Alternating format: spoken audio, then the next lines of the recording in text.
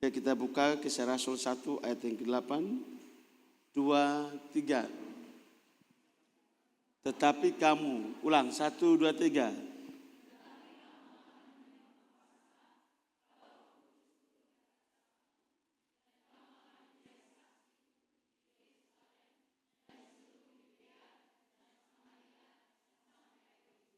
Sekali lagi 1, 2, 3.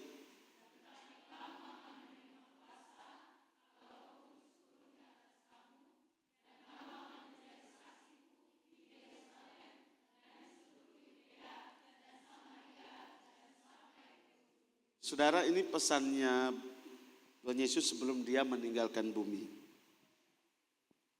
Ada pesan yang penting sekali teman-teman, yaitu bahwa kamu akan menerima kuasa kalau Roh Kudus itu tinggal atau turun atas kamu. Katakan, kalau kamu mengerti ini, sebenarnya kamu orang-orang yang punya kuasa dan otoritas itu. 1, 2, 3. Nah, beberapa minggu yang lalu teman-teman semua belajar bagaimana seorang itu memahami dulu bahwa tubuhnya itu adalah tempat berdiamnya Roh Kudus. Katakan, tubuhmu dan tubuhku adalah tempat berdiamnya Roh Kudus. Adalah apa teman? Tempat berdiamnya Roh Kudus. Ketika seorang itu tahu bahwa dia punya diri adalah tempat berdiamnya Roh Kudus, maka seharusnya dia pun hidup itu dituntun oleh Roh Kudus. Bukan lagi hidup dikuasai oleh daging. Minggu lalu Anda belajar perbedaan antara orang yang hidup dikuasai oleh roh dan hidup dikuasai oleh daging. Orang yang hidup dikuasai oleh daging, dia menjadi seterunya Bapa. Dia menjadi musuhnya Bapa, saudaraku. Dia tidak akan pernah berjalan seturut dengan hukumnya Bapa. Itu orang yang hidup menurut daging. Sedangkan apa yang diinginkan Bapa adalah kamu menerima kuasa kalau ada Roh Kudus di dalam kamu. Kalau kamu menerima Roh Kudus, pertanyaannya untuk bisa kamu kembali menerima Roh Kudus itu tidak gampang. Ada sebuah proses yang panjang, setuju katakan amin. Anda harus melalui banyak hal proses hidup. Kamu harus bisa mampu menguasai diri kamu. Kamu harus bisa mampu menaklukkan diri kamu. Gila. Kasih tahu sebelah kiri kananmu.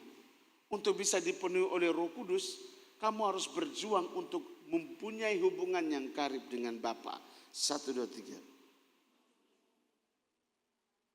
Ya, Bapa kita tahu, makanya dia turun jadi manusia sama seperti Anda dan saya. Dia bergaul dengan murid-muridnya, dia hidup bersama-sama.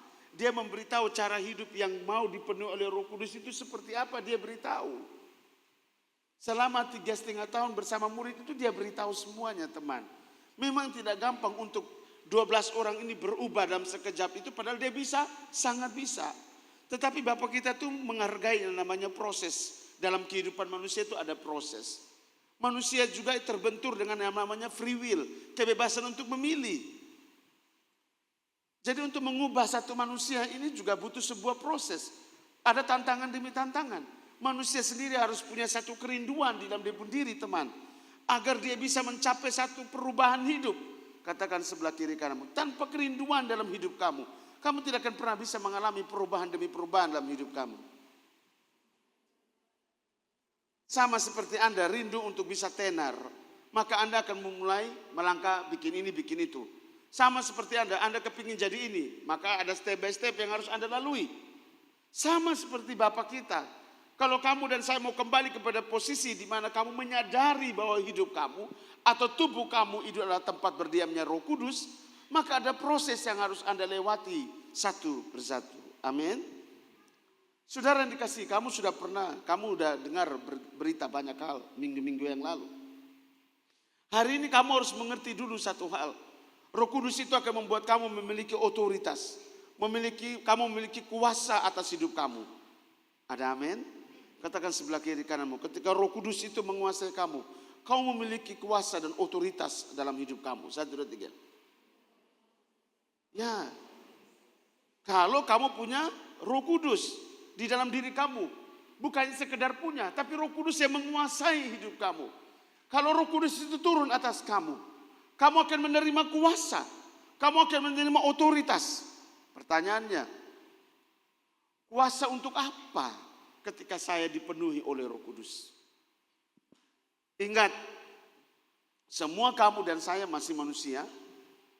Manusia ini masih memiliki keinginan. Dan Roh Kudus akan menolong kita ini untuk boleh mampu menaklukkan apa yang ada dalam diri kita. Bisa nangkap sampai sini? Sehingga ketika seorang itu manusia, begini, lihat saya. Seorang manusia mengambil sebuah keputusan untuk bertobat. Untuk meninggalkan semua kehidupannya yang lama. Dia harus tetap stay dengan keputusannya. Dia harus tetap ada pada keputusannya. Dia harus tetap berjalan dalam keputusannya. Dan untuk dia tetap berjalan di atas keputusannya dan tidak bergeser ke kiri dan ke kanan, dia butuh Roh Kudus. Dia butuh kuasa. Ada amin? Tanpa Roh Kudus, kau hari ini keputusannya untuk bertobat. Mungkin 1-2 minggu lu bertobat. Tapi belum tentu dengan jangka waktu yang lama. Tapi dengan Roh Kudus kau punya kuasa. Kau punya otoritas untuk bisa berjalan sampai pada tujuan yang diinginkan oleh Bapa kita buat kita. Setuju, katakan amin.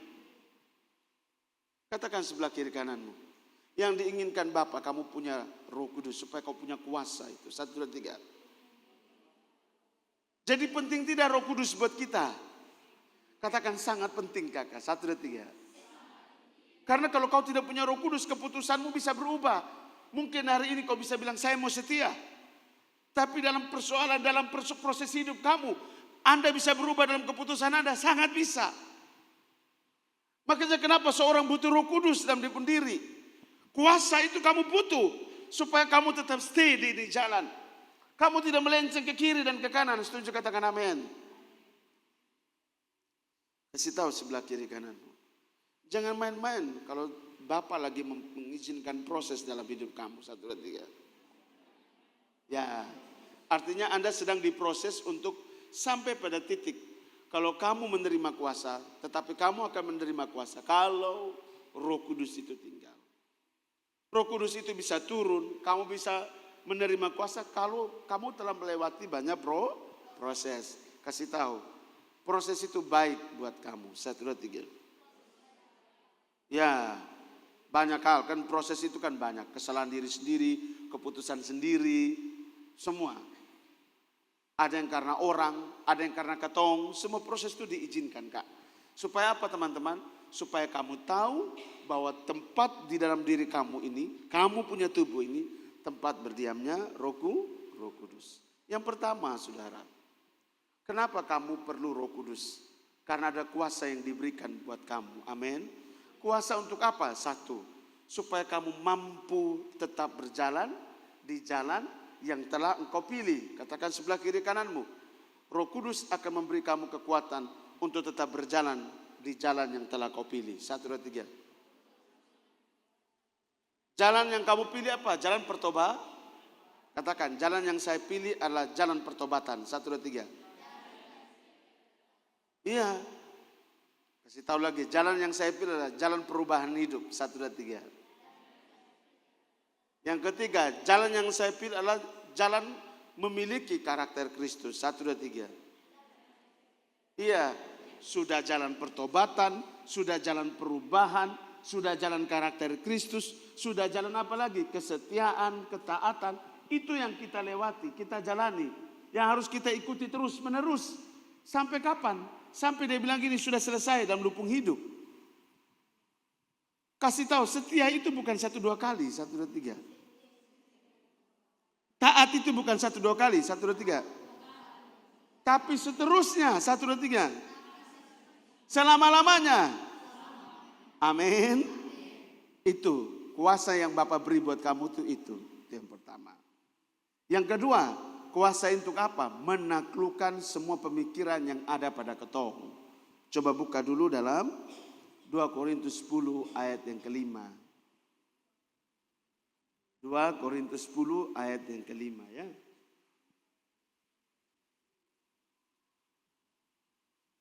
Dua, tiga. Kami mematahkan setiap siasat dan merubuhkan setiap kubu yang dibangun oleh keangkuhan manusia untuk menentang pengenalan. Kami menawan segala pikiran dan kalau tidak ada Roh Kudus, kakak, mana ada kamu punya kuasa untuk menawan, Mana ada kamu punya kuasa untuk menaklukkan semua pemikiran yang sia-sia, yang menentang pengenalan yang benar akan Bapa. Tidak akan pernah bisa. Yang ada Anda baru berjalan sedikit di jalan yang benar, di jalan pertobatan, besok buat dosa lagi.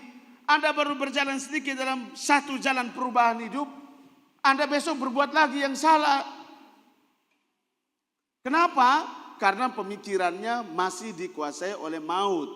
Anda belum bisa mampu menaklukkan pemikiran yang sia-sia, yang menentang pengenalan yang benar akan Bapa. Oleh karena itu sangat amat penting Anda membutuhkan Roh Kudus. Ada amin. Ingat, Roh Kudus butuh perjuangan, Kak. Murid-murid hidup dengan Tuhan Yesus berapa tahun? 3,5 tahun. Kemudian ada masa berapa hari lagi? Dengan Tuhan Yesus 40 hari. Ada masa 10 hari mereka di loteng Yerusalem. Baru Roh Kudus turun, Kak. Ada proses. Bukan soal orang bilang gini, kamu terima Roh Kudus, mari buka hatimu, buka tanganmu, saya tumpang tangan, kamu langsung penuh Roh Kudus.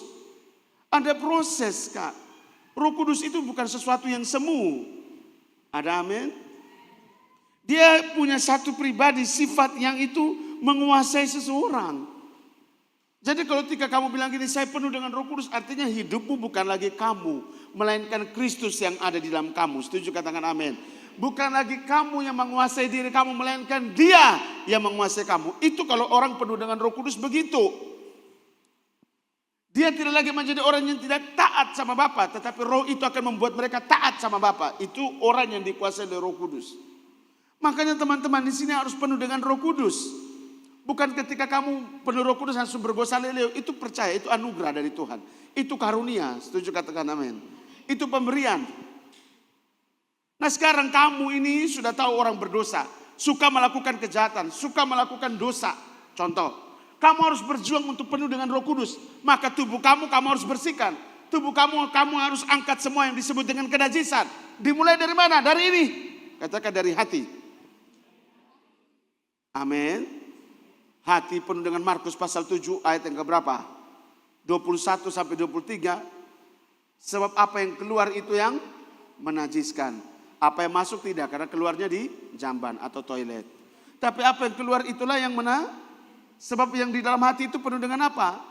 Kenajisan, pesta pora, persinahan, percabulan, apalagi iri hati, kedengkian, amarah. Saudara perhatikan ini baik-baik. Anda tidak bisa menaklukkan apa yang ada di dalam pikiran dan diri kamu tanpa Roh Kudus. Kasih tahu sebelah kiri kanan. Hanya dengan Roh Kudus kamu bisa menaklukkan diri kamu sendiri. 1, 2, 3. Amin. Katakan sebelah kiri kanan. Jadi berjuang untuk sampai penuh dengan Roh Kudus. 1, 2, 3. Ya, minggu lalu kan belajar toh. Harus taat, harus setia, harus mengasihi sesama. Harus semua tuh. Tidak gampang kakak. Lu yang kekee, sun boleh kekee leh. Tahu kakek itu? Kikir, pelit. Mau kasih Tuhan ini masih pikir-pikir. Tapi buat dia pun diri, dia sudah pikir. Makanya Alkitab bilang apa? Kasihilah sesamamu seperti engkau mengasihi kau pun diri. Kalau kau mengasihi kau pun diri sampai lu tidak pikir-pikir, kasihilah sesamamu. Tidak usah pakai pikir. Apalagi perhitungan. Kasih tahu sebelah kiri kanan. Nanti Tuhan hitung-hitung sen lu. 1, 2, 3. Ya, siapa yang berlaku belat-belit, Tuhan akan berlaku lebih berbelat-belit. Jadi kalau kamu berlakunya seperti itu, Tuhan 2 kali lipat begitu buat kita. Jadi hati-hati. Ada amin? Bisa nangkap sampai di sini. Yang pertama, ketika kamu menerima Roh Kudus, kamu juga menerima kuasa. Yaitu supaya kamu tetap ada di jalan yang benar. Jalan pertobatan, jalan perubahan hidup. Yang kedua, supaya kamu bisa mampu menaklukkan diri kamu sendiri. Yang ketiga, baru kau bisa menaklukkan itu setan-setan. Kasih tahu, baru bisa menaklukkan setan suanggi dong. 1, 2, 3. Ya, lu belum bisa menaklukkan lu sendiri, baru lu pitengking setan. Makanya kalau orang kerasukan tuh bisa bilang gini, beta tuh tahu lu. Lu baru bikin lu pun suami begini tahu. Awi. Orang yang kerasukan kan tahu, karena setan kan roh. Dia bisa tahu, nopi len datang, beta tahu lu nopi, dari mana lu bikin apa beta tahu. Nopi mau tengking setan, nopi su ciut memang. Kenapa? Setan sudah lebih tahu toh. Biasanya kan setan itu kan suka menuduh. Dia disebut pendakwa. Dia tahu semua kelemahannya kita. Dia tahu semua sisi buruknya kitong. Dia tahu di waktu gelap ketong dalam kesendirian, dalam kegelapan itu ketong buat apa, dia tahu. Maka ketika ketong mau datang, kopi usir ini orang yang lagi kerasukan setan, dia bilang, hehehe, betau lu risal. Aduh, Hendro lagi yang datang ini. Aduh, ya misalnya begitu. Tapi kalau coba kamu dipenuhi oleh Roh Kudus, iblis mau baca lu tidak bisa. Lu baru muncul bilang, ini orang datang lagi nih. Kenapa kamu minta dia? Kenapa? Beta susu sasu. Ini setan yang ngomong. Kasih tahu sebelah kiri kananmu.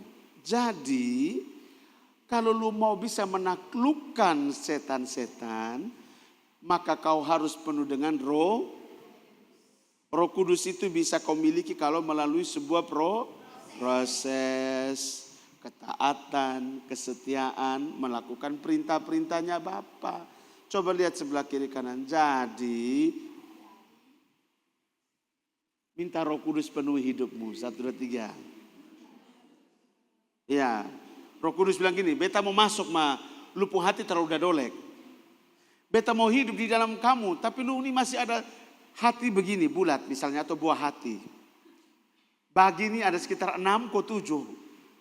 1 Tuhan, 1 Bapa, 1 Mama, 1 adik nona, 1 adik laki-laki, 1 pekerjaan, 1 kalau ada nyong lagi, ada nona lagi. Ada nyong lagi, dia mulai selingkuh lagi, ada nyong 1 lagi.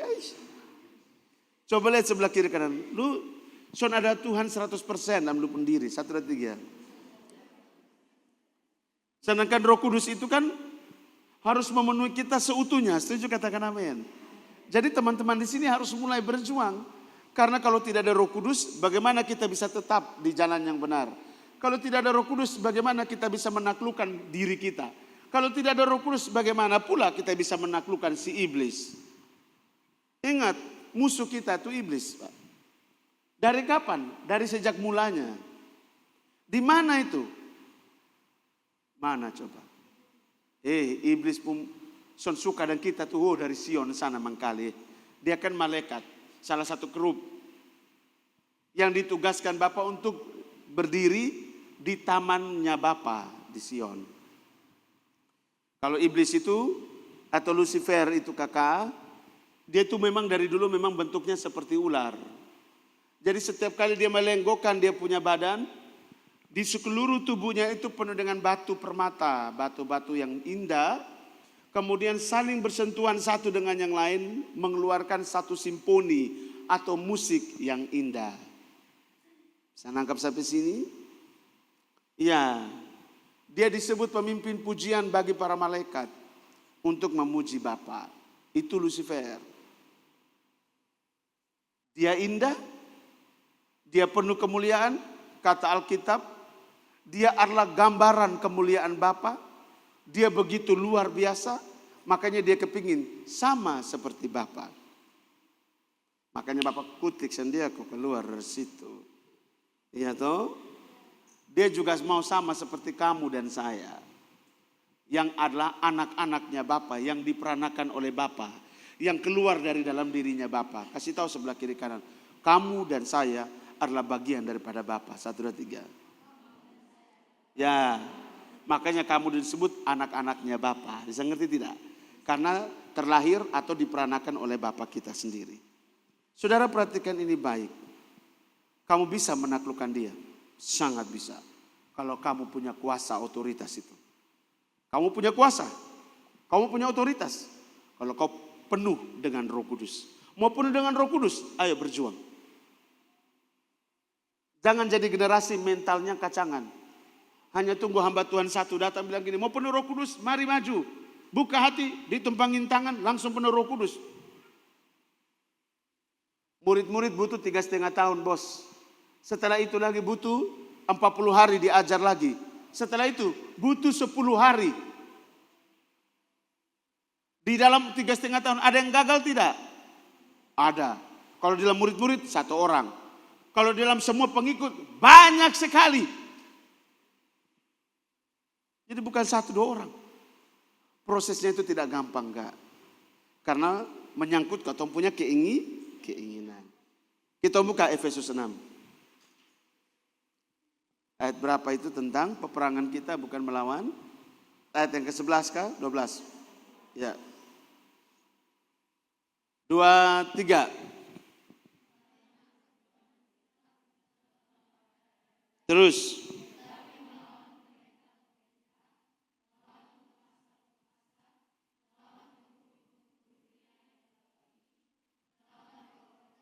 Ulang, 1, 2, 3. Karena perjuangan kita bukanlah melawan darah dan daging, tetapi melawan pemerintah-pemerintah, melawan penguasa-penguasa, melawan penghulu-penghulu, melawan roh-roh jahat di udara. Terus,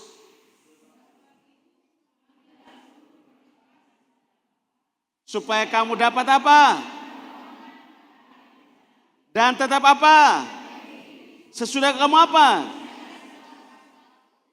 Kamu lihat, hanya orang yang dipenuhi oleh Roh Kudus yang diberikan kuasa untuk apa? Mengambil perlengkapan senjata Allah. Tidak ada orang yang belum dipenuhi Roh Kudus dia bisa ambil senjata Bapa. Tidak bisa. Dia bisa kenakan itu. Tidak bisa. Lu baru berzina kok lu bilang gini, saya pakai ketopong keselamatan, omong kosong. Lu baru buat dosa, baru baru menipu. Lu langsung bilang gini, memakai perisai iman, putar balik, memakai kasut kerelaan untuk memberitakan Injil damai sejahtera, omong kosong. Kamu bisa lihat, kamu begitu penting Roh Kudus buat kamu dan saya. Karena dia akan memberikan kamu kuasa dan otoritas. Ada amin kakak? Kasih tahu sebelah kiri kanan. Untuk bisa berjalan tetap di jalan yang benar. 1, 2, 3. Untuk bisa menaklukkan dirimu. 1, 2, 3. Dan juga untuk bisa menaklukkan musuhmu. Amin. Yang keempat, yang terakhir. Wahyu pasal 4 ayat yang ke-5.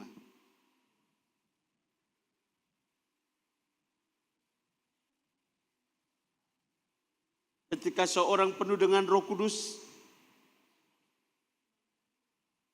Roh Kudus itu akan memenuhi dengan segala kekuatan dan kuasa dan otoritas. Lihat ayat ini.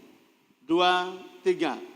Dan dari takhta itu keluar kilat dan bunyi guru yang menderu dan 7 obor menyala-nyala. Itulah ketujuh roh Bapa kita. Lihat.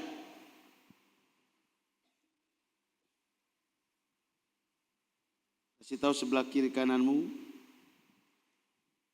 Bapa sangat mengasihi. Sekali katakan. Ayat yang ke-6 dari Wahyu pasal yang ke-5. Kamu lihat ada ketujuh roh Bapa ada di hadapan Bapa dalam 7 obor itu. Lihat. 7 roh ini akan diberikan kepada siapa? Coba lihat. Wahyu pasal yang ke-5 ayat yang ke-6. Jangan terlalu lama. 1, 2, 3.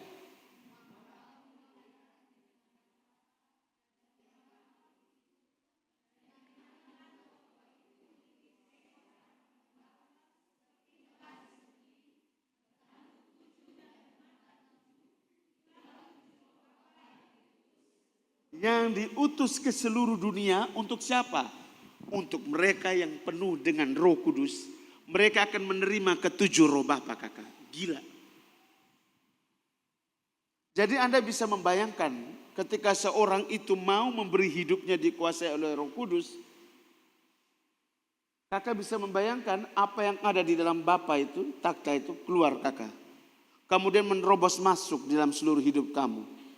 Bagaimana ceritanya? Kamu kalau dipenuhi oleh ketujuh rohnya. Dahsyat tidak? Bukan untuk menyombongkan diri, bukan kak. Tetapi benar-benar kamu punya hidup bukan lagi kamu. Melainkan dia yang menuntun kamu, dia yang membimbing kamu. Setuju katakan amin. Penting sekali kamu penuh dengan Roh Kudus. Tantangan, proses hidup dalam kamu punya hidup itu baik. Supaya apa? Membersihkan semua yang membuat Roh Kudus itu tidak tinggal dalam kita pun diri. Mengangkat kebodohan itu butuh benturan, kak. Kamu pikir untuk mengangkat semua kemalasan dalam kita pun diri itu Tidak butuh sebuah benturan dan proses yang keras, sangat. Orang kalau lapar, kakak dia pasti akan berjuang supaya dapat makan, betul tidak? Ada proses, Kak. Ada sesuatu yang menghimpit, itu pasti akan membangkitkan semangat. Kasih tahu, semua proses itu akan mendatangkan semangat untuk berjuang. 1, 2, 3. Ya, makanya pola pikir kamu harus berubah. Ada amin? Kamu harus penuh dengan Roh Kudus. Karena dengan Roh Kudus kamu penuh dengan kuasanya Bapa. Ada amin? Kuasa untuk bisa menaklukkan diri kamu, tetap berjalan di jalan yang benar, menaklukkan setan atau musuhmu dan musuh saya. Dan juga untuk apa? Kamu penuh dengan ketujuh roh Bapa. Apa itu ketujuh roh Bapa? Yesaya pasal 11 ayat 1. Yesaya 11 ayat yang ke-1. Mari pemusik bisa naik. Oke, ayat yang kedua, baca dari ayat 1 sampai 2. 2, 3. Satu tunas akan keluar dari tunggul Isai, dan taruk akan tumbuh dari pangkalnya akan berbuah. Ayat 2. Roh Tuhan, 1. Roh hikmat dan pengertian, 3. Roh nasihat dan keperkasaan. Roh, coba lihat sebelah kiri kanan, semuanya akan penuh dalam hidup kamu. 1, 2, 3. Kalau kamu mau memberi hidupmu menjadi tempat berdiamnya Roh Kudus. Katakan sebelah kiri kamu pasti bisa. Katakan, kamu pasti bisa. Ya. Ingat, Roh Kudus akan turun dalam hidupmu dan kamu akan menerima kuasa untuk apa? Tetap berjalan di jalan yang benar. Kuasa untuk apa? Menaklukkan. 3, menaklukkan apa? Iblis atau musuh. Dan juga kita akan dipenuhi oleh ketujuh roh Bapa. Mari tundukkan kepala.